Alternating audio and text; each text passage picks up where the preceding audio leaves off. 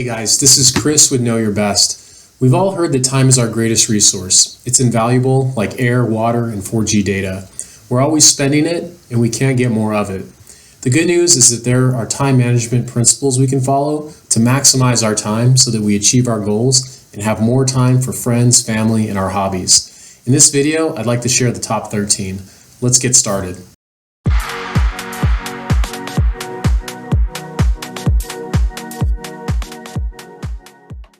The first tip I'd like to give you is to batch similar tasks. So in 1913, Henry Ford's assembly line cut production times because it let workers specialize in a task and reduce task switching. So we can do the same by batching groups of tasks together. For instance, we could set aside an hour for household chores or emails, texts, calling back people from work.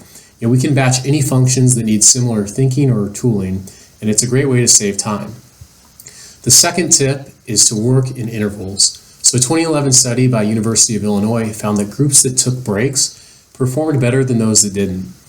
While uninterrupted work is essential, our minds start to wander over time.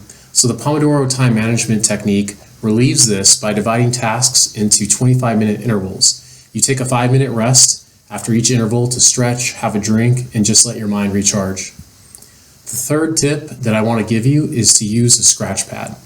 So have you ever been deep in a project when your brain reminds you to pay a bill, run an errand, or call someone back? Suddenly you're sidetracked by this task, right? So to-do lists are helpful, but I also recommend keeping a notepad handy to write down any thoughts. You could come up with a creative idea, a solution to a problem, or you might have something that you just want to tell someone, so you need a reminder. So by freeing up that mental space, you can give your undivided attention to the work. The fourth tip is to block physical distractions. A Udemy study found that 75% of employees felt distracted at the workplace. You can think of gossipy coworkers, politicking managers, office events. Remote work poses distractions as well, whether that's street noise, family interruptions, loud roommates. I recommend noise-canceling headphones or earmuffs, which are invaluable for staying focused. I also like to remove clutter from my desk, and if you live with roommates or family, I recommend trying to separate your workstation from the communal areas. The fifth tip is reducing digital diversions. The average person is actually interrupted once every 8 minutes, and it can take up to 25 minutes to regain focus. So start by moving your phone out of sight when you don't need it, or you can turn it on silent, disable notifications. You can do the same thing with your PC or Mac. Close browser windows for websites that aren't relevant to your task. And if you can't resist social media, try web blockers like Freedom or Stay Focused. The next tip is to make the most out of your idle time. We have a lot more idle time than we typically think. They can be waiting in line at the store, commuting, doing light cardio. So pop in some headphones, listen to an audiobook, or use Quizlet, a digital flashcard app, to memorize information for work or school. You can also organize a to-do list or even learn a new language with something like Duolingo. The seventh tip is to get a handle on email. A McKinsey analysis found that the average employee spends about 2.6 hours each day on email. That's 28% of the average workday. So start by using templates to cut down the time spent writing frequent emails. In my work, we use a tool called Text Expander to store standard blocks of text under a hotkey. And if a spam is bloating your inbox, use an unsubscribe tool like Unenroll Me. And if you schedule meetings often, tools like Calendly can be helpful for coordinating availability. The eighth tip is to avoid decision fatigue. So studies suggest that the average person makes about 35,000 choices per day. It's no wonder we get decision fatigue. And so there's some simple ways to cut that down, such as prepping your outfits the night before or buying clothes with neutral colors and classic styles that are more easy to mix. Meal prep is a good one as well. That can save a lot of time and money if you find yourself spending time eating out often or ordering takeout. And I also like to create weekly and daily schedules in advance. More on that in just a second. And the ninth tip is having the freedom to forget. So there are a lot of items you can buy to save you time. One I like is a password manager. There's hundreds of passwords I have. I often forget them. This helps me ensure that I have those passwords available and that they're stronger. The other thing is I misplace my keys in my wallet all the time.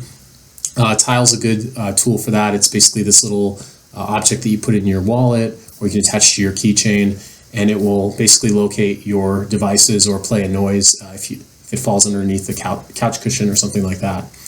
The 10th tip is to rise and shine.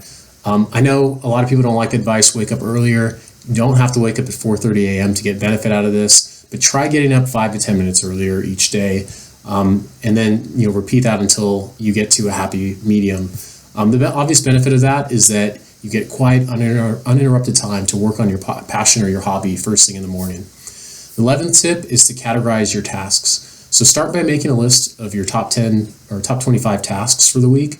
I prefer to do this during my downtime on Sunday evening. So you can use this Eisenhower matrix, which is a 2x2 grid, to grade your tasks based on importance as well as urgency. The stuff that's unimportant and non-urgent, you'll want to try to automate that or delegate that if possible. For the things that are very urgent and critical, you want to do those right away. The next tip is to eat the frog. So you might find that a job is difficult and so you're more apt to procrastinate. If that's the case, try to schedule it first thing in the day when you're at your peak state, when you're fresh and rested. If you have a strong aversion to starting something, try just to do the first few steps or the first few minutes of the work. Maybe that's stretching or warming up for a workout, or if you're a writer, just open a writing app, commit to a few minutes of brainstorming. And the last tip is to be a project planner. So effective goal setters tend to be skilled project managers. If a task involves a lot of moving parts, try breaking it down to bite-sized chunks. That could be daily or weekly tasks. Log the achievement and progress towards those milestones, and try to put those goals in a SMART format. The T for timeline being the key part of that mnemonic. By setting clear deadlines, it creates a sense of urgency that drives action. So that's the list. Are you struggling with time management, or have you found techniques that have worked for you? Please let me know in the comments below.